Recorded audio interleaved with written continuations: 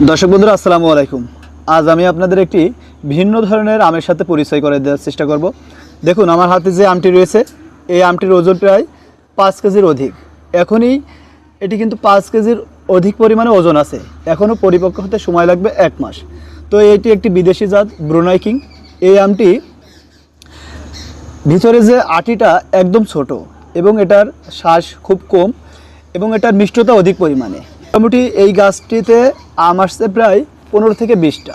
এই গাছটির বয়স 15 মাস, মাত্র 15 মাস।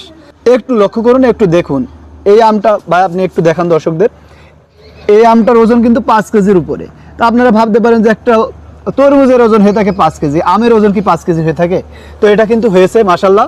বাংলাদেশের মাটিতে এই জাতটি বাণিজ্যিকভাবে সম্ভাবনা দেখছে আমাদের যেসব উদ্যোক্তা ভাইয়েরা রয়েছে। তো আপনারা চাইলে এই আমের বাণিজ্যিকভাবে চাষ করতে পারেন, পাশাপাশি আর্থিকভাবে নিজেকে স্বাবলম্বী করতে পারেন এবং আমাদের বাংলাদেশের কৃষিকে এগিয়ে নিয়ে যেতে পারেন।